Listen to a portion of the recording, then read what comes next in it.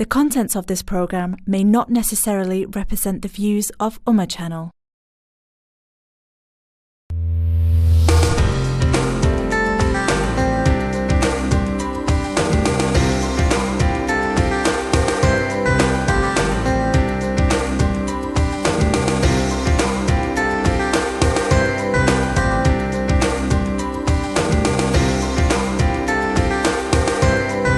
अस्सलामुअलैकुम वरहमतुल्लाहि ताला वबरकातुहु। वाला दर्शको, બ્રેક પછી તમારી સમક્ષ ઇસ્લામી જીવન એટલે કે તમારા પ્રશ્નોના ઉત્તરો ગુજરાતી કાર્યક્રમ લઈને તમારી સમક્ષ હાજર. વારે ઘડી ઇસ્લામી જીવન એટલા માટે મારે કહેવું પડે છે કે આપણું જીવન ઇસ્લામી જીવન બનાવો, શરીયતના કાનૂનના મુતાબિક, શરીયતના કાયદામાં રહીને આપણે આપણું જીવનને બનાવવું જોઈએ.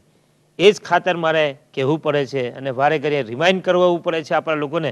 પરંતુ તમારા પ્રશ્નોનો ઉત્તરો આ ગુજરાતી કાર્યક્રમ છે. તેના અંદર આપણને અઝરુદ્દીનભાઈએ જે લંડનની સવાલ પૂછી લો તેની ઉપર બ્રેક પર જતાં પહેલાં વાત કરતા હતા, અને જે વાત બ્રેક પહેલાં તે વાત બ્રેક પછી પણ તો હજરત દરગાહ શરીફ પર દેખ કરે છે તેના વિશે આપણે ઉલ્લેખ છે. ઈસાલે સવાબ તરીકે કોઈ માણસ કરતો હોય તો એનું પરમિશન છે, કરી શકાય છે. અને ઈસાલે સવાબ તો બધાના નજદીક ગાલેબન જાયઝ છે. આપણે સુન્નીઓ નજદીક તો જાયઝ છે, પણ પેલી મસ્જિદવાળા પણ ઈસાલે સવાબને તો જાયઝ સમજે છે. બલકે એમની કિતાબમાં મેં એટલા સુધી પડેલું છે કે એ લોકોનું લખાણ એવું છે કે મરેલાને તો ઈસાલે સવાબ કરી શકાય છે. કોઈ માણસ જીવંત માણસને ઈસાલે સવાબ કરવા માંગે તો એ પણ અમારા નજદીક જાય છે. એટલે એ લોકોએ એનું લખાણ પકડ્યું છે કે ભાઈ જીવતાને પણ ઈસાલે સવાબ કરી શકાય છે અને દુનિયાથી ગયેલાને પણ ઈસાલે સવાબ કરી શકાય છે. હવે ઈસાલે સવાબ કઈ વસ્તુનો કરી શકાય? તો જે વસ્તુમાં આપણને સવાબ મળતો હોય તે વસ્તુનો સવાબ આપણે બીજાને પહોંચાડી શકીએ છીએ. તો કોઈને ખવડાવવાથી પણ સવાબ મળે છે, કારણ કે હુઝુરે પાક સલ્લલ્લાહુ અલૈહિ વસલ્લમનું ફરમાન છે કે અતઇમુ તામ, લોકોને ખાવા ખવડાવો. તો ખાવા ખવડાવવું પણ એક મોટા સવાબનું કામ છે અને અંબિયાએ કિરામની સુન્નતમાં શુમાર થાય છે, બુઝુર્ગાને દીનના તરીકામાં શુમાર થાય છે. એટલે ખાવાથી પણ ઈસાલે સવાબ કરી શકાય. આપણી સાથે ફોન પર મોજૂદ છે શબ્બીરભાઈ લેસ્ટરથી. અસ્સલામુ અલૈકુમ વરહમતુલ્લાહિ તઆલા વબરકાતુહુ. સલામ મૌલાના. જી, તમારું સ્વાગત છે આજના કાર્યક્રમમાં. શબીરભાઈ, શું સવાલ છે તમારી પાસે? મારો સવાલ એ છે કે આપણે નમાઝમાં પહેલી રકાતમાં સૂરે અરૈતલ લજી સૂરે માઉન પડ્યા, બીજી રકાતમાં સૂરે કૌસર પડવાની, પણ તેને બદલે સૂરે કુરેશ પડી દીધી. હવે સૂરે કુરેશ અડધી પડીને આપણને યાદ આવ્યું કે મારે તો પહેલી રકાતમાં સૂરે માઉન પડેલી, તો પછી આપ સંજોગોમાં શું કરવું? ઠીક, બીજો કોઈ સવાલ? ના, બસ જઝાકલ્લાહ, આટલી ચોખવટ કરી આપો તો મહેરબાની. અરે મહેરબાની ને, ઇન્શાલ્લાહ જરૂર. તમારી દુઆ હશે ઇન્શાલ્લાહ તો જરૂર તમારા પ્રશ્નનો ઉલ્લેખ કરીને તમારી પાસે તમને જવાબ મળી જશે. અમે મહેરબાની માટે નથી બેઠા, બસ તમે અમારી પર મહેરબાની કરો. સવાલ પૂછીને તમે શરીયતની જાણકારી હાસિલ કરો. અમારો મકસદ એક જ છે કે તમે કોઈ કામ શરીયતના ખિલાફ ના થાય એનો ખ્યાલ કરીને તમે અમને સવાલ પૂછો, તો તમારી મહેરબાની થશે કે તમે અમને સવાલ પૂછી રહેલા છો અને ઇલ્મ દીન હાસિલ કરી રહ્યા છો. અલ્લાહ તાલા જઝાએ ખૈર અતા ફરમાવે. શુક્રિયા ફોન કરવા બદલ. જી હજરત. હા, તો ઈસાલે સવાબ તરીકે એ જાય છે. હા, કોઈ માણસ મન્નત માને તો એનો આગળ પણ ઉલ્લેખ કરેલો છે કે ભાઈ જે મન્નત આપણે અલ્લાહ તાલાથી માનેલી હોય એની ઉપર તો અમલ કરવો જરૂરી છે. જેમ કે આપણે કીધું કે ભાઈ મારો બીમાર સારો થઈ જશે તો અલ્લાહ માટે હું આટલા દિવસના રોઝા રાખીશ, તો એ અલ્લાહથી એને કન્ડિશન કરેલું છે. એટલે એ દિવસના રોઝા રાખવા, એટલા રોઝા રાખવા એની ઉપર જરૂરી થઈ જાય છે, વાજિબ એને કરવું જ પડશે. પણ અલ્લાહને છોડીને બીજા કોઈની સાથે આ પ્રમાણેની વસ્તુનું કોઈ માણસ કન્ડિશન કરતો હોય તો ભલે એ કામ થઈ જાય, પણ એ કન્ડિશન પર અમલ કરવો એના માટે જરૂરી નથી. તો એ મન્નત વાજિબમાં નથી જઈ શકતી. પણ હા, આપણું કન્ડિશન પૂરું થયું હોય તો આપણે ઈસાલે સવાબમાં એ બુઝુર્ગને યાદ કરીને એ કન્ડિશન પ્રમાણે આપણે કરી લઈએ તો એમની રૂહને ખુશી થાય છે કે ભાઈ એને મારી સાથે આ વાત કરેલી, એના માટે મેં દુઆ કરી અને કબૂલ થઈ ગઈ, તો એને કન્ડિશન પ્રમાણે મને ઈસાલે સવાબ કરેલો છે. તો માત્ર એ સારાની અંદર જશે પણ વાજિબની અંદર જઈ શકતું નથી. અને બીજો સવાલ એમને કે ભાઈ સિજદો કરી શકાય કે નહીં, તો સિજદો કરવો અલ્લાહ સિવાય બીજા કોઈને સિજદો કરવો જાયઝ નથી. જેમ કે સિજદો કરી શકાય એમ નહીં, સિજદો કરે છે. હા, તો જો સિજદાના વિશે માહિતી આપો. પણ સિજદો કે કોઈ સિજદો માણસ કહેવાય કરતો કોને? હોય તો સિજદો અલ્લાહ સિવાય બીજા કોઈને કરવો હરામ છે. કે રસૂલ પાક સલ્લલ્લાહુ અલૈહિ વસલ્લમનું ફરમાન છે કે ખુદા સિવાય બીજા કોઈને સિજદો કરવો જાયઝ હોત તો હું औरतને કહત કે પોતાને પતિને સિજદો કરે. અને રસૂલ પાક સલ્લલ્લાહુ અલૈહિ વસલ્લમની બારગાહમાં અમુક જાનવરોએ આવીને સિજદો કરેલો છે. ત્યારે સહાબાએ કિરામે માંગ કરી કે અલ્લાહના રસૂલ, જ્યારે જાનવરો તમને સમજે છે અને તમારી બારગાહમાં સિજદો કરે છે તો અમે તો ઇન્સાન છે, તમારા ચાહવાવાળા છે, અમે કેમ ન સિજદો કરીએ? ત્યારે રસૂલ પાક સલ્લલ્લાહુ અલૈહિ વસલ્લમે આ ફરમાવ્યું કે ભાઈ અલ્લાહ સિવાય બીજા કોઈને સિજદો કરવો જાયઝ હોત તો હું પત્નીને કહત કે પોતાને પતિને સિજદો કરે. અલ્લાહ સિવાય બીજા કોઈને સિજદો કરવો જાયઝ નથી. તો તાઝીમી સિજદો પણ આપણી શરીયતમાં હરામ છે. કોઈ માણસ દરગાહ પર સિજદો કરતો હોય યા ગમે તે સિજદો કરતો અલ્લાહ છોડીને બીજા આગળ, તો એ હરામ છે. ઇસ્લામ એનું પરમિશન આપતો નથી. પણ હા, ઝૂકવું એટલા માટે હોય કે ભાઈ એ દરગાહના તાવીઝને ચૂમવા માંગતો હોય કે દરગાહના ગિલાફને ચૂમવા માંગતો હોય કે દરગાહની ચોખટને ચૂમવા માંગતો હોય, તો એ બધી વસ્તુનું પરમિશન છે. તો એવી પોઝિશનમાં એને નમવું ના કહેવાય. નમવાનું રિયલ મિનિંગ શું છે કે તમે નમવા માટે જ આ વસ્તુ કરી રહેલા હોય તો એ શરીયતમાં ભલે સિજદો ના હોય પણ રૂકુની હદ સુધી હોય તો પણ એ હરામમાં જાય છે. જેને આપણે કોઈને સલામ કરતા હોય તો આપણે ઝૂકીને સલામ કરીએ કે અસ્સલામુ અલૈકુમ, અને આપણે એટલું ઝૂકી ગਏ કે આપણા હાથ જો આપણે નમાવીએ તો આપણા ની સુધી, ઘૂંટણા સુધી પહોંચી જાય તો એ શરીયતમાં એ પણ હરામ છે. એટલું ઝૂકીને સલામ પણ નથી કરી શકતા. માત્ર સિજદો નહીં, અહીંયા રિયલ સિજદાના મિનિંગમાં હોય, નમવાનું પણ ઇસ્લામમાં બીજાના આગળ જાયઝ નથી. પણ જો એ ચૂમવા માંગતો હોય તો અલગ વસ્તુ છે, તો નમી શકે છે ચૂમવાની નિયત. હઝરત આપણી સાથે ફોન પર મોજૂદ છે મિનહાજભાઈ, ઘણી વારથી વાત જોઈને ઉભી રહ્યા છે ફોન પર. અસ્સલામુ અલૈકુમ વરહમતુલ્લાહ. મિનહાજ બોલું રંદન. જી મિનહાજભાઈ, માફ કરજો કારણ કે વાત ઘણી અગત્યની હતી એટલે તમારો ફોન મેં જરા હોલ્ડ કર્યો. હા જી, શું સવાલ? માણસોને જન્નતમાં હોળું મળશે તો માણસોને જન્નતમાં હુરો મળશે તો ઓરતોને શું મળશે? હા, અને બીજો એક સવાલ છે મારો. જી, બીજો સવાલ. આપણે દરગાહ શરીફ પર હા જે દેગ ખવાડીએ છે આપણે, બરાબર? હા, તો મારા પિતા એવું કહે છે કે તમે દરગાહ શરીફ પર ખવાડો છો તેની જગ્યાએ ઘર પર ખવાડી દો તો ના ચાલે? બિલકુલ ચાલે. બીજું કઈ? બસ આ જ. ઠીક, ઇન્શાલ્લાહ બંને પ્રશ્નોના ઉત્તરો તમને ઇન્શાલ્લાહ જરૂર આપવામાં આવશે. શુક્રિયા ફોન કરવા બદલ. તો નમવાની નિયતે હોય તો એ રકુની હદે પહોંચે તો પણ એ હરામમાં અને સિજદાના હુકમમાં જ આવશે. એટલે રિયલ સિજદાની અહીંયા કોઈ જરૂરત નથી. પણ એ નમવાનું બીજી કોઈ નિયતે હોય, એટલે કે ચુમન કરવાનું, ભાઈ ગિલાફ ચૂમવાની નિયતે, તો ઇસ્લામ એ બધી વસ્તુને હરામ કહેતો નથી. તો એ ચૂમવાનું જાય છે. હા, અદબની ખિલાફ છે. જેમ કે આલા હઝરતે કીધેલું છે કે ભાઈ આપણા હાથ એટલા બધા લાયક નથી કે આપણે બુઝુર્ગાને દીનના ગિલાફને કે એમના તાવીઝને પણ પકડી શકીએ. એટલે આપણે પોતાને એટલા બધા નમ્ર બતાવવા જોઈએ કે આપણે એમના તાવીઝને ગિલાફને પણ પકડવાના લાયક નથી. તો એ વધારે અદબ કહેવાય નહીં. તો એવું જ કરવું જોઈએ કે ભાઈ દૂર રહીને 4 કદમ દૂર રહીને ફાતિહા પડવા જોઈએ. કશું ચૂમવું કે કશું નમવું ના જોઈએ. પણ જ્યાં સુધી ચૂમવાનો સવાલ છે તો શરીયતમાં હરામ નથી, એ જાયઝ છે અને એવું કરી શકાય છે. જેમ કે રસૂલ પાક સલ્લલ્લાહુ અલૈહિ વસલ્લમની બારગાહમાં સહાબાઈ કિરામ તશરીફ લાવ્યા તો રસૂલ પાક સલ્લલ્લાહુ અલૈહિ વસલ્લમના હાથ અને રસૂલ પાકના પગ મુબારકનું ચુમન એ લોકોએ કર્યું. અને રસૂલ પાક સલ્લલ્લાહુ અલૈહિ વસલ્લમે એમને મના નથી કર્યું. તો હાથનું ચુમન નમા વગર થઈ શકતું નથી, માણસના પગનું ચુમન નમા વગર થઈ શકતું નથી. તો નમશો તો જ આ વસ્તુ થઈ શકશે. પણ નમવાનું ઇન્ટેન્શન નમવાનું નથી, ઇન્ટેન્શન હાથ અને પગ ચૂમવાનું છે. તો એવી પોઝિશનમાં નમવાનું એ શરીયતમાં નાજાયઝ નથી. કારણ કે તમે હાથ અને પગ ચૂમવા માટે કારણ રસૂલ પાક સમયથી એવું કરવામાં આવેલું છે ને આપે પરમિશન આપેલું છે. તો એવું કરી શકાય. સિજદો કે રૂકુ એ ગૈરે ખુદાના કરતા હોય તો આપણે એ ઇન્ટેન્શનથી હરામ છે અને ઇસ્લામ એનું પરમિશન આપતો નથી. ચુમન તો ઘણી બધી રીતે થઈ શકે છે. બચ્ચાઓને પણ ચુમન છે ને પત્નીઓને પણ ચુમન કરે છે. તો ચુમન કરવું જાયઝ છે, શિર્ક અને બિદત નથી. એ વસ્તુનો ખાસ ખ્યાલ રાખો. તમારી મોહબ્બતની ઉપર ડિપેન્ડ છે. તમારી મોહબ્બત જેટલી હશે એટલું તમે ચુમન કરશો. મોહબ્બત નહીં હોય તો ચુમ્મો નહીં થાય.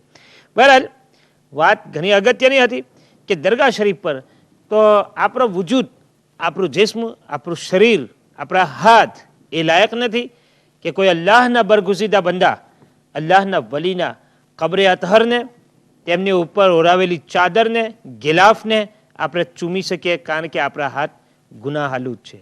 એટલે અદબ એ જ છે કે આપણે મઝાર શરીફથી એટલે કે કબર શરીફથી 4 હાથ દૂર ઊભા રહી, કાબા શરીફ તરફ પીઠ કરી ઊભા રહી, કુલ શરીફ ફાતિહા ખાની કરી અને એમના વસીલો લઈને રબની બારગાહમાં દુઆ કરવી, એ જ બહેતર છે. અને તમારે અલ્લાહના વલીની બારગાહમાં એ જ રીતે કહેવું કે હુઝુર, તમે અલ્લાહના બરગુઝીદા બંદા છો, તમે અલ્લાહના નેક બંદા છો અને તમે અમારા હાલની પર કરમની એક નજર રાખીને અલ્લાહની બારગાહમાં અમારા માટે મગફિરતની દુઆ કરો. યકીનન અલ્લાહની બારગાહ તરફથી તે વલીઓના મઝારની ઉપર ફરિશ્તાઓ તેમની કબરની ઝિયારત માટે ઉતરે છે અને તે દુઆની કબૂલિયતની ઘડી પણ હોય છે અને જગા પણ હોય છે. એટલા માટે અલ્લાહના વલીઓની બારગાહમાં મારુઝાત પેશ કરવાથી અલ્લાહ તાલા તે વલીના દુઆના તુફેલ અને તેમના વસીલાથી તમારી દુઆ કબૂલ થાય છે અને તમારી મન્નતો પર પૂરી થાય છે. વાલા દર્શકો, વાત ઘણી અગત્યની હતી, પરંતુ આપણી સાથે ફોન પર મોજૂદ હતા ઇસ્માઇલભાઈ લંડનથી. એક સવાલ એમને કર્યો કે બચપનથી આપણે મિલાદુન નબી સલ્લલ્લાહુ અલૈહિ વસલ્લમ મનાવતા આવ્યા અને કરે છે લોકો, પરંતુ બી થોડાક વર્ષોથી ઈદે મિલાદુન નબી સલ્લલ્લાહુ અલૈહિ વસલ્લમના મોકા પર લોકો કેક કાપે છે અને જુલુસ પણ કાઢે છે. તો શું એ જાયઝ છે? જુલુસનો જ્યાં સુધી સવાલ છે તો એ તો વર્ષોથી નીકળી એ તો રહ્યું છે. વર્ષોથી ભલે છે. અહીંયા આ કન્ટ્રીમાં લોના હિસાબે લોકોએ બહુ પરમિશન મેળવવાને અંદર ડિલે કરેલું હોય એટલે પછી લેજ શરૂ કરેલું છે, પણ એને આપણે નાજાયઝ નથી કહી શકતા. પણ જો જુલુસમાં કોઈક વસ્તુ આપણે નાજાયઝ કરતા હોય તો એ બધું નાજાયઝનું આપણને પરમિશન આપવામાં નહીં આવે. તો જેમ કે જુલુસમાં તમે ઓરતોને લઈને નીકળો તો મર્દની સાથે ઓરતોને પણ આપણે સામેલ કરવા માંગતા હોય તો નાની છોકરીઓ હોય તો અલગ વસ્તુ છે કે જે મુસ્તહાત ના હોય ને મદ્રસાની નાની છોકરીઓ હોય તો એને લઈને નીકળતા હોય કે ભાઈ એ બને એ લોકોને ઉત્સાહ થાય અને રસૂલ પાક સલ્લલ્લાહુ અલૈહિ વસલ્લમ ક્યારે દુનિયામાં આવ્યા તેની ખુશી આપણે પ્રગટ કરી શકીએ તો પરમિશન છે. પણ છોકરી મુસ્તહાત બની જાય એટલે કે એવી પોઝિશન હુકમ આવી જાય તો તે જાયઝ તો નથી. પછી તેવી ઓરતોને પરમિશન નહીં આપવામાં મર્દોને પરમિશન છે કે એ લોકો જુલુસ કાઢી શકે છે. આ કેક કાપવાનું, હા, કેક કાપવાનું એટલે કે કેક તો એક ખાવાની વસ્તુ છે, જાયઝ છે, કરી શકાય છે. પણ આપણે જે આ જગ્યા પર કરીશું તો એ બીજા લોકોની મુશાબહત છે, જે કે ભાઈ ઈસાઈ અને યહૂદા નસારા લોકો આ પ્રમાણે એમના બર્થડેની અંદર કેકનું એ લોકોનો રિવાજ જ છે કે ભાઈ એ લોકો એના વગર કરી શકતા જ નથી. તો એ લોકોની મુશાબહત છે, એટલા માટે એ વસ્તુનું પરમિશન નથી મળી શકતું કે એ મકરૂ રહેશે. હરામ નહીં, પણ મકરૂ. ખાવાની વસ્તુ હરામમાં ન જઈ શકતી, પણ મુશાબહતને લઈને મકરૂ છે કે ભાઈ એ લોકો કરતા હોય તેવી વસ્તુ આપણે ના કરવી જોઈએ. ઠીક. એ તો હુઝુર અલૈહિ સલાતુ વસલામની યૌમે વિલાદત અને મિલાદુન નબી સલ્લલ્લાહુ અલૈહિ વસલ્લમના હવાલાથી કેક કાપવાની વાત હતી. પરંતુ આપણા મુસલમાન લોકો, ઘણા લોકો, આપણા વોરા હોય કે પછી બીજા લોકો હોય, તો પોતાના છોકરાની બર્થડે વખતે ખૂબ ધૂમધામથી મતલબ કે સગા સંબંધીઓને પણ બોલાવે છે. કેટલાક લોકો એવા પણ હોય છે, રાઈટ, અને પોતાના છોકરા છોકરીની બર્થડે હોય છે ત્યાં બર્થડે પાર્ટી તરીકે તેને મનાવે છે, કેક કાપે છે, મીણબત્તી સળગાવે છે અને હેપી ટુ યુ એ રીતે મતલબ કે હેપી બર્થડે ટુ યુ એવા કંઈ સોંગ ગાય છે. એ બધું જાયઝ છે. જે બધું યહૂદો નસારાના તરીકાને મળતું હોય એ બધું મકરૂમાં જશે કે મન તશબ્બહ બિકૌમિન ફહુવ મિનહુમ. અને કુરાન શરીફમાં છે વમન યતવલ્લહુમ ફઇન્નહુ મિનહુમ, કે જે યહૂદો નસારા સાથે દોસ્તાનો વર્તાવ રાખશે તે લોકો એમનામાંથી જ ગણવામાં આવશે. અને રસૂલે પાક સલ્લલ્લાહુ ફરમાન છે કે જે એ લોકોની મુશાબહત કરશે બીજી કોમની, તે માણસને એ લોકોની અંદરથી જ ગણવામાં આવશે. એટલે આપણે એ લોકોની મુશાબહત ના કરવી જોઈએ. એ લોકો જે કરતા હોય તેનાથી હટીને આપણે, એ લોકો કેક કાપતા હોય તો આપણે બિસ્કિટ બનાવીને છોકરોને ખવડાવી દઈએ, આપણે કોઈ ન્યાઝ મંગાવીને તેના ફાતિયા કરીએ, ખાવા બનાવીને તે ખવડાવીએ, બધી બહુ જાતની વસ્તુ મળે છે. આપણે કેકની ઉપર જ કેમ જઈશું? એટલે એમની મુશાબહત કહેવાય. રસૂલે પાક સલ્લલ્લાહુ અલૈહિ વસલ્લમ ઇબાદતમાં પણ એ લોકોની મુશાબહતને કબૂલ ના ફરમાવતા હતા. જેમ કે આગળ તમારે કહ્યું કે ભાઈ આશુરાનો રોઝો રાખવો સુન્નત છે, હઝરત મૂસા અલૈહિ સલામે રાખેલો, પણ રસૂલે પાક સલ્લલ્લાહુ અલૈહિ વસલ્લમે ફરમાવ્યું કે અમે બી રાખીશું મૂસા અલૈહિ સલામની મુતાબાતમાં. પણ એનો મતલબ એવો નથી કે યહૂદી લોકો રાખે છે તો તો આપણે એવું કરીશું કે ભાઈ 9 ને 10 બે રોજા રાખીશું, બિલકુલ. તાકે ઇબાદતમાં પણ આપણે એમના જેવા ના બની શકીએ. તો જ્યારે ઇબાદતમાં રસૂલે પાકને મુશાબહત પસંદ નથી, તો આપણે અમે કેવી રીતે મુશાબહત કરી શકીએ છીએ? આપણી સાથે ફરીવાર અઝરુદ્દીનભાઈ લંડનથી પધાર્યા છે, જેમને પહેલા આપણે જે સવાલ કરેલો અને જવાબ આપણે ચાલુ છે. જે અઝરુદ્દીનભાઈ, અસ્સલામ વાલેકુમ. વાલેકુમ. જી, તમારું સ્વાગત છે આજના કાર્યક્રમમાં. હા, ફરીવાર જઝાકલ્લાહ. તમે ફરીવાર આવ્યા ને? ના, હું બીજા છું, એ નહીં. અચ્છા અચ્છા, ઓ માફ કરજો, સોરી કે મારી મિસ્ટેક થઈ તો. ના, વાંધો નહીં. મારો સવાલ એ છે કે જી. આજે મરહૂમ થઈ જાય હા, તે ત્યાં એમની શરીર છે કે એમની રૂહ જાય ત્યાં? જે લોકોનો ઇન્તેકાલ થઈ જાય તેમની હા. રૂહ જાય છે.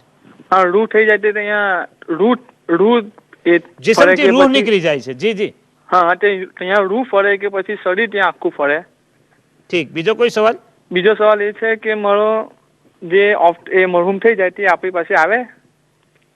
એમની રૂહ આપણી પાસે આવે ખરી? ઠીક, બિલકુલ આવે. બીજો કોઈ? હા. ને બીજો સવાલ છે, બોલો. औरतને કેવી રીતે ઓળખવી?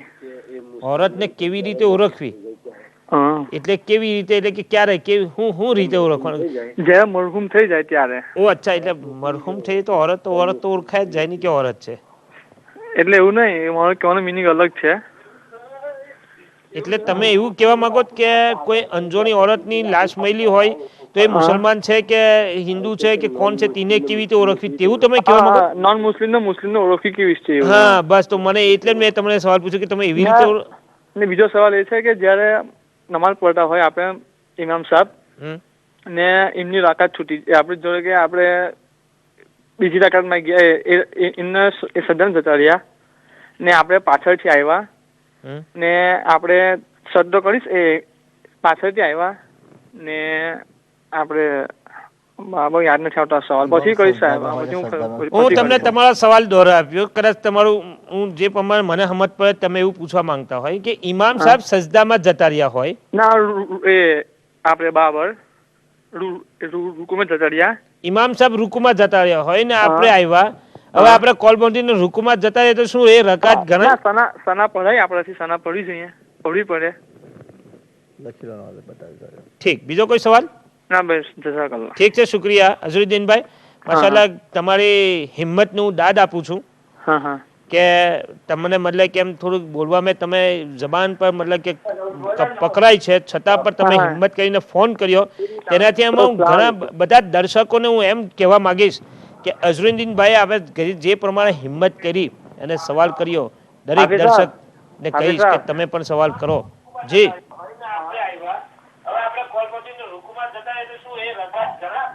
हेलो જી જી, બોલો બોલો ને. हाफिज साहब, हाँ एजा पर કે આપે મૌલી સાહેબ 2 રકાત ફજરની પડાવે છે, બરાબર? હેલો, જી જી, બોલો ને. હા, અને મૌલી સાહેબ રકુમાં જતા રહ્યા અને આપણે ત્યાં તો રૂકુમાં આપણે રકુમાં પહોંચ્યા ને આપણે નમાઝ કાન બોટીને રકુમાં ગયા, તો આપણે પહેલી સના પડી જાય જ છે, પછી ડાયરેક્ટ રકુમાં જતું રહેવું જોઈએ. ઠીક, ઇન્શાલ્લાહ જરૂર તમારા બંને સવાલનો જવાબ આપીશું. ઓકે, શુક્રિયા ફોન કરવા બદલ. જી હજરત, એ સવાલ તો થઈ ગયો. હવે સબિયાબેન લંડનથી જાણવા માંગે છે કે મમ્મીને તું કહેવાને બોલાવી શકાય અને વારે ઘડીએ મમ્મીને તું કહેવાય? ઉર્દુનો એક એની ઉપર એક શેર છે જી, કે ઇશ્ક જબ હદ સે બડા તો બે અદબ હો ગયા. હા, ઇશ્ક इश्क जब हद से बढ़ा तो बेअदब हो गया, पहले आप फिर तुम फिर तू का શિકાર હો ગયા. એટલે કે મોહબ્બત જ્યારે બહુ વધી જાય છે ને ત્યારે માણસ પછી તકલ્લુફાતમાંથી નીકળી જાય છે, અને કોઈ માણસ આપણે અંજારો હોય તો આપણે તેને આપ કહીશું કે ભાઈ એને ખોટું ના લાગી જાય, પછી આપણો મિત્ર બને તો થોડો નજીક થાય તો પાછા આપણે તેને તું તમે કહીને બોલાવી લઈશું કે ચાલો કંઈ વાંધો નહીં, અને પછી છેલ્લે તું ની અંદર બી આવી જઈશું.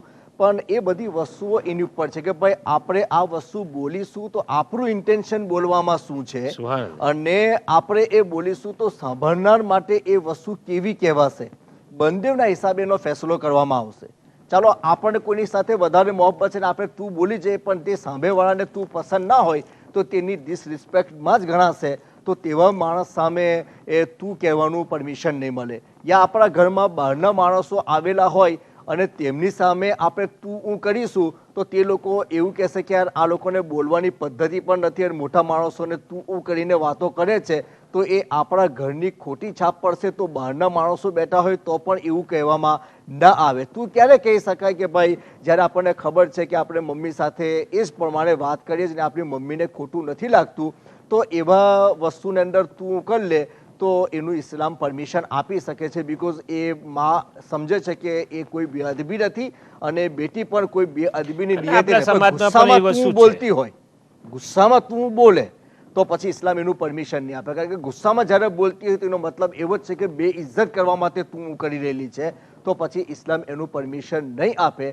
પણ જ્યાં સુધી હોય ત્યાં સુધી મારા હિસાબે કે ભાઈ અદબથી જ રહેવું જોઈએ. કારણ કે આપણે જે ભાષા બનાવીશું અને રાખીશું તે જ પ્રમાણે આપણે બીજાની સાથે પણ વાત કરીશું. આપણી ભાષા સુધરી જાય એના માટે આપણે જરૂરી છે કે ઘરમાં પણ આપણે વ્યવસ્થિત ભાષા બોલવાની ટ્રાય કરવી જોઈએ. બિલકુલ બિલકુલ. ઘરમાં ભાષા સારી વાપરીશું તો બહાર પણ સારી ભાષા. ઘરમાં નાના ફુરકાઓ હોય છે, જો ફુરકાઓની સામે તમે સારી વાત કરશો અને સારા લફ્ઝોમાં તમે તમારા મા બાપની સાથે પેશ આવશો, તમારા મા બાપને સારા લફ્ઝોથી તમે બોલાવશો તો છોકરાઓ પર સારા લફ્ઝોથી તમને બોલાવશે અને તેમની પર અસર પડે છે. એટલે માને મોહબ્બતમાં તું કહી શકાય છે કે માં તું મારી સાથે શોપિંગ કરવા ના આવી, માં તું એમ ના આવી, પરંતુ જોવું પડશે કે ઘરમાં કોઈ બહારની વ્યક્તિ તો નથી. જો ઘરમાં કોઈ બહારનું હોય તો પછી તમારે માની સાથે તમે અમેથી વાત કરો તો એ વધારે અદબ કહેવાશે. કારણ કે બહારના લોકો એમ વિચારશે કે આ ઘરમાં કંઈ તાલીમ જ નથી, કંઈ બોલવાની પદ્ધતિ જ નથી, જબાન હારી નથી એમ કહેશે. એટલે કોઈ બેઠેલું હોય તેનો ખ્યાલ કરીને માની સાથે સારી રીતે વાત કરો તો એ વધારે બહેતર. જે હજરત અને સબિયાબેને બીજો એક સવાલ કરી લો કે બાવા સાહેબના હાથ ચૂમવા જોઈએ, શું હાથ ચૂમવા જાય છે સ્ત્રીઓના માટે? તો જાય છે. જે કે મેં હમણાં તમને હદીસ બતાવી, ભાઈ કબીલા સકીફના લોકો હુઝુરની પાસે આવ્યા તો એમને હુઝુરના હાથ ચૂમ્યા, હુઝુરે એમનું પરમિશન આપ્યું. એટલે એવી તો કઈક હદીસો છે, આખી બુક લખવામાં આવેલી છે કે જેમાં માત્ર એ જ હદીસો છે જેમાં હાથ અને પગ ચૂમવાનું જાય છે તેનું વર્ણન કરવામાં આવેલું છે. ચૂમી પણ ઓરતો ગેરમહરમનો હાથ પકડી શકતી નથી અને પીર એમના માટે ગેરમહરમમાં જ છે.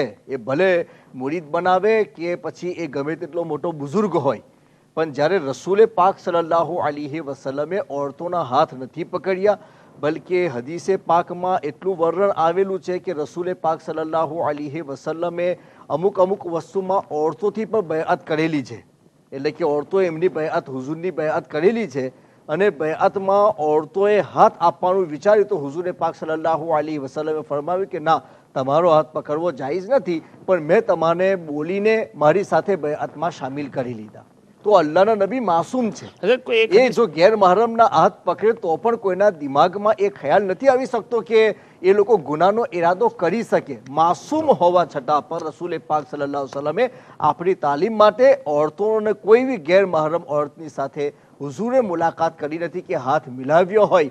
તો પછી એ આપણને તાલીમ આપવા માટે છે કે ભાઈ કોઈ પણ પીર એ ઓરતો સાથે હાથ મિલાવી શકતો નથી. બૈઅત કરવી હોય કે ગમે તે કરવું હોય, એ મોઢાથી બોલાવીને કરે કે ચાદરો પકડાવીને કરે, પણ ઓરતોનો હાથ ટચ નથી કરી શકતા અને ઓરતો પર પીરનો હાથ પકડી નથી શકતી. જો એનું પરમિશન આપશે તો ઓરત સલામ કરનાર પર ગુનેગાર છે અને પીર સલામ કરાવનાર પર ગુનેગાર છે. શું કોઈ એવી પણ હદીસ છે કે હુઝુર અલૈહિસ્સલાતુ વસ્સલામે લેડીઝોને મુરીદ બનાવવા માટે, બૈઅત લેવા માટે પાણીનું કરિયું મંગાવ્યું હોય, તેની અંદર હાથ બોરીને કાઢી નાખ્યા અને પછી ઓરતોને કીધું કે આ પાણીની અંદર તમે હાથ બોરો? ના, એવો જિકર નથી. પણ એ તો કોઈક એટલા માટે આવે શિફા માટે કે ભાઈ તમે પાણી અમને બરકતના તौर પર, તો હુઝુર સલ્લલ્લાહુ અલૈહિ વસલ્લમ પોતાના ઉંગલી મુબારક અંદર મૂકી આપતા. ઠંડીનો મોસમ હોય ને કોઈ પાણી લઈને આવે તો એ રસૂલે પાક સસમ બરકતના તौर પર હાથ મૂકીને એમને આપતા કે લો ભાઈ તમારે પીને શિફા મળતી હોય તો તમે લઈ જો. એવું કે પણ બૈઅત માટે હુઝુરે મોઢાથી બૈઅત કરેલી છે કે ખાલી કહીને કે ભાઈ તમારે આવું કરવાનું અને આ મારું તમારી સાથે કન્ડિશન છે અને તમારે વસ્તુ કબૂલ કરવાની, ખાલી મોઢાથી બોલીને બૈઅત કરવામાં આવતી હતી પણ હાથ પકડીને નહીં. અને સલામ પણ એ રીતને હુઝુર સલ્લલ્લાહુ અલૈહિ વસલ્લમે કોઈ ઓરતની સાથે કરેલી નથી અને એ જ આપણા એનો કોઈ સબૂત નથી મળતો. એટલે કોઈ મર્દ એવું કરી શકતો નથી ગેરમહરમ ઓરતોની સાથે, અને કરતો હોય તો બંને ગુનેગાર. બંને ગુનેગાર. સલામ કરનાર પણ અને કરાવનાર. હા, અલબત્ત જોવા જાય તો પીર સાહેબ લોકો પણ વધારે પડતો મતલબ કે અમુક એ કરે છે, પરંતુ આપણે શરીયતનો ફોલો કરવો જોઈએ. કોઈ વ્યક્તિનું કંઈક કરેલું કામ હોય તેને આપણે પીર લોકો જ્યારે ઇસ્લામ જ ફેલાવવા માંગે છે અને લોકોને પોતાની સાથે સંબંધિત કરીને જ્યારે દીનનો રસ્તો જ બતાવવા માંગતા હોય તો પછી એમને ઇસ્લામી તાલીમ સામે રાખીને દરેક નિર્ણય લેવો જોઈએ. બિલકુલ બિલકુલ બિલકુલ. અલ્લાહ પાક દરેકને હિદાયત નસીબ ફરમાવે. ફારૂકભાઈ લંડનથી જાણવા માંગે છે કે મા બાપનો દરજ્જો તો ઘણો મોટો છે, તો શું મા બાપની દુઆઓ પણ અલ્લાહ તાલાની બારગાહમાં કબૂલ થાય છે? તો મા બાપ ગુજરી ગયા હોય તો શું મા બાપની દુઆઓ ચાલુ રહે છે પોતાની ઓલાદના માટે? પરંતુ આપણી સાથે પહેલા મોજૂદ છે અબ્દુલભાઈ લંડનથી. જી અસ્સલામુ અલૈકુમ વરહમતુલ્લાહિ તાલા વબરકાતુ. વાલેકુમ સલામ મૌલાના. અબ્દુલભાઈ ખૈરિયતમાં છો? તમારું સ્વાગત છે. દુઆ છે તમારી મૌલાના. કેમ છો તમે? તમારી દુઆ અલ્લાહ પાકનો શુક્ર અહેસાન. બંને મૌલાના મારા તરફથી સલામ. વાલેકુમ સલામ વરહમતુલ્લાહ. મારો સવાલ એ હતો કે મારો દોસ્તાર છે, ખાસ દોસ્તાર છે, એ અમારી સાથે ઘેરમાં રહે. તમારી સાથે ઘરમાં રહે છે? જી. હવે એનું પ્રોબ્લેમ એ છે મૌલાના કે એને પૈસા અમે લોકો આપે નહીં, ભાઈ નોકરી હોય નહીં હોય, વાપરવાના બી પૈસા આપે તો એ ભાઈની આદત ખોટી, એટલે જઈને પૈસા રમી જ આવે જુગારમાં. તારું એ હમણાં એવી હાલત હોય કે પૈસાની ભાઈ 10 પાઉન્ડ બી નહીં હોય અને 10 પાઉન્ડ બી આપે તો હોય જઈને રમી આવે. પછી હવે ઘેર આવે તો પછી અમારી સાથે બહુ મન દુઃખ થાય ને અમે લોકો એને પછી બહુ બોલે બી, તો એ રડે બી ને પછી હુઈ જાય, પણ એનું કઈ અગાડી કામ વધે જ નહીં. તો તેનું વિષય કે મૌલાના કે કેવી રીતે અમે લોકો એની હાથે પેશ આવે કે અલ્લાહ પર કઈ હિદાયત આપે કે કઈ દુઆનો કઈ દરજ્જો હોય કે કઈ માણસ સુધરે એમ. અચ્છા અચ્છા, ઠીક. બીજો કોઈ સવાલ અબ્દુલભાઈ? ના મૌલાના, એ દુઆ છે બસ. તમારો દર્દ અને તમારી મોહબ્બત છે એમની સાથે કે ભાઈ આપણે પૈસા દઈએ તો બિચારો મતલબ કે કઈક તો લપાઈને ના ફરા કરે અને પોતાની રીતે મતલબ કે કઈ લેવું હોય, કઈ ખર્ચો કરવો તો કરી શકે. પોતાને પૈસા નહીં મળે, આપણા દયા આવે તો આપણે પૈસા આપી દે તો હોય જઈને રમી આવે. હા બિલકુલ. હવે બીજા કોઈને આપણે જોઈએ ને આપણને દયા તો પછી આ તો આપણો દોસ્ત હોય તો આપણને વધારે જરા દયા આવીએ. ઠીક છે, ઇન્શાલ્લાહ જરૂર તમારા પ્રશ્નની ઉપર આપણે વાત કરીશું. શુક્રિયા ફોન કરવા બદલ. ઇન્શાલ્લાહ તાલા જરૂર. જી હજરત, આપણે જે સવાલ કરેલો ફારૂકભાઈ લંડનથી, મા બાપનો દરજ્જો મોટો છે. હા, મા બાપનો દરજ્જો મોટો છે. એમના ગુજરી ગયા પછી આપણે નેક અમલો કરવા જોઈએ, કારણ કે એક હદીસ શરીફમાં એનો જિકર છે કે માણસ જ્યારે મરી જાય છે ત્યારે એના રિશ્તેદારોના અમલ એ મુર્દાઓને પેશ કરવામાં આવે છે. તો એમને બતાવવામાં આવે છે કે ભાઈ તારા સગા સંબંધીઓએ આવા અમલ કરેલા છે, તો ત્યારે જો સારા અમલ કરતા હોય તો તે લોકો ખુશ થાય છે અને જો ખરાબ અમલ કરતા હોય તો તે લોકો નારાજ થાય છે અને પછી એમના માટે દુઆ કરે છે કે અલ્લાહ એમને હિદાયત આપે અને આને તે. અને જો નેક અમલ કરતો હોય તો એમના મા બાપ એના માટે વધારે દુઆ કરે છે કે અલ્લાહ મારા છોકરાને વધારે તૌફીક આપે. ઇન્તેકાલ થઈ ગયા પછી વધારે, હા, ઇન્તેકાલ પછી પણ આપણા અમલ આપણા રિશ્તેદારોને પણ પેશ કરવામાં આવે છે અને પછી તે રિશ્તેદારો સારા અમલ હોય તો ખુશ થઈને આપણા માટે દુઆ કરે છે અને ખરાબ અમલ હોય તો એ લોકો નારાજ થાય છે પણ દુઆ આપણા માટે હિદાયતની કરે છે કે અલ્લાહ એને હિદાયત આપી દે. તો એવી રીતને કે આપણે મા બાપને જો ખુશ કરવા હોય તો આપણે નેક અમલ કરવા જોઈએ કે આપણો અમલ જ્યારે એમની બારગાહમાં પેશ કરવામાં આવે તો એ ખુશ થઈને આપણને ત્યાંથી પણ દુઆ કરી શકે. કારણ કે માણસને મરી જવાનો મતલબ એવો નહીં કે ખતમ થઈ ગયો. મરી જવાનો મતલબ એવો છે કે ભાઈ આ દુનિયામાંથી નીકળીને એ બીજી દુનિયામાં પહોંચી ગયો છે, જેને આલમે બરઝખ કહેવામાં આવે છે. એટલે મુસલમાન હોય તો એને ખાસી બધી સહુલતો આપવામાં આવે છે. બલકે હદીસ શરીફમાં આવ્યું છે કે ભાઈ ઇન્સાન આ દુનિયામાં, મુસલમાન આ દુનિયામાં એક પિંજરાની અંદર પક્ષી હોય તે પ્રમાણે છે કે ભાઈ પિંજરાનું પક્ષી તો કેદમાં છે કે એને તો આપણે કેજમાં મૂકેલું છે, એટલી જ હદમાં એ જઈ શકે છે, એને આગળ જઈ શકતું નથી. પણ જ્યારે કેજનાથી આપણે એને ફ્રી કરી આપીએ તો એ વર્લ્ડમાં ગમે ત્યાં પોતાની મન મરજીથી ઉડી શકે છે. મુસલમાનની મિસાલ એવી જ છે કે આ દુનિયામાં એ કેજની અંદર મૂકેલો છે અને જ્યારે એનું મરણ થાય છે ત્યારે એને કેજમાંથી બહાર કરી દેવામાં આવે છે. એટલે આલમે બરઝખમાં મુસલમાન હોય અને વ્યવસ્થિત હોય તો એના માટે ખાસા બધા રહેમતના દરવાજાઓ ખોલી દેવામાં આવે છે. આપણી સાથે ફોન પર મોજૂદ છે ફિરદાઉસ બેન બર્મિંગહામ થી. अस्सलाम वालेकुम. वालेकुम अस्सलाम वरहमतुल्लाहि वबरकातुहू. कैसे हैं आप? आपकी दुआएं, आप खैरियत से हैं? जी बिल्कुल ठीक ठाक. हम बुजुर्गों की दुआएं तो आप सबके लिए होनी चाहिए. अल्लाह ताला हमारी नेक खवातीन की दुआएं अपनी बारगाह में शर्फ कबूलियत अता फरमाए. आमीन. जब वो जाहिर है कि हम तो उम्र रसीदा लोग हैं, कब्र में जाने के करीब पहुंच गए हैं. अल्लाह आपको सेहत और आफियत बख्शे. आमीन. ईमान पर जिंदगी अता फरमाए और ईमान ही पर खात्मा बिल खैर फरमाए. आमीन. ये सबसे अच्छी आपने दुआ दी. खैर नाम भी पता चल गया, बर्मिंघम से मैं बात कर रही हूँ। और आपसे से ना 2 सवाल पूछने हैं मैंने। जी अच्छा, मैं आपसे, आप खाला, मैं आपसे ये सवाल करना चाहता हूँ जी। ये तो गुजराती प्रोग्राम है? गुजराती थोड़ी घड़ी समझ में आवती है पर बोली नहीं सकती। अच्छा अच्छा, सुभान अल्लाह, अगर माशाअल्लाह। उर्दू चाली सके तो। जी जी सर, जी बोलो। ठीक है। अच्छा, बात यह है कि इस्लाम में जो मेहर की हद क्या मुकर्रर है, और सवाल जो है वो इसलिए मेरे जहन में आया कि मेरी शादी को जो है वो 32 साल हो चुके हैं। अल्लाह अकबर। और अल्हम्दुलिल्लाह 1981 में मैंने सिर्फ 32 रुपए मेहर रखवाया था। अच्छा अच्छा। और फौरन ले भी लिया था और थोड़े पैसे डाल के सबको दे भी दिया कि जाके आइसक्रीम खाओ। सुभान अल्लाह। मगर बाद में मुझे पता चला कि मेहर जो है वो 12 औकिया है। अच्छा। और मुझे अब ये फिक्र हुई कि ऐसा ना हो कि मेहर में कोई अगर फिक्स इस्लाम में है तो कहीं मेरे मियाँ के ऊपर आखिरत में कोई बार या बोझ ना आ जाए, ताकि आप उनसे मुतालिबा कर लें। जी। अगर मेरा मेहर कम था और शरीयत के हिसाब से मुझे जो मिलना चाहिए था, तो आपकी मेहर सिर्फ 32 रुपया थी? जी, वो मैंने ही लिखवाई थी। 32 रुपया आपने? तो आप तो माशाल्लाह अपने शौहर के लिए बहुत कुछ सोचती होंगी उस वक्त भी, कि उसको क्यों परेशान करे। जी जी। असल में मतलब सवाल अपनी बात रख के सवाल करने का मकसद भी यही है, क्योंकि हम लोग अक्सर जो हजारों और लाखों में जो मेहर रखवाते हैं ना, तो इसमें यह है कि क्या इस्लाम में इसकी कोई इजाजत है, और अगर यह है कि 32 रुपए जो मैंने मेहर लिया था, अगर वो मैंने ज्यादा लिया तो जो मेरे हिस्से में ज्यादा रकम आ गई वो मैं अपने हस्बैंड को वापस कर दूं, ताकि मैं आखिरत के सख्त अदाब से बच सकूं। कोई बात नहीं, अगर मियाँ ने आपको शौक से खुशी से दिया है तो इसे कबूल कर लेना चाहिए। अगर ज्यादा हो तो, और कम हो तो फिर आप उसका मुतालिबा भी कर सकती हैं। ठीक है, तो मैं मुतालिबा कर सकती हूँ। आप ऐसा करें, मुझे बताएं कि कितना हक मेहर होगा, हक मेहर शरई कितना होना चाहिए। जी बस इतना, ये बात ये है कि हक मेहर शरई कितना होना चाहिए। जी ठीक है, जरूर इंशाअल्लाह ताला इस पर बात करेंगे। बहुत शुक्रिया फोन करने के लिए, और मैं समझता हूँ कि आप हमारे लिए जरूर अपनी दुआएं भी करती रहेंगी। તો વાલા દર્શકો, કંઈક જશો નહીં, થોડીક વારના માટે બ્રેક લઈએ અને બ્રેક પછી તરત મળીશું। અસ્સલામુ અલૈકુમ વરહમતુલ્લાહિ તાલા વબરકાતુહુ।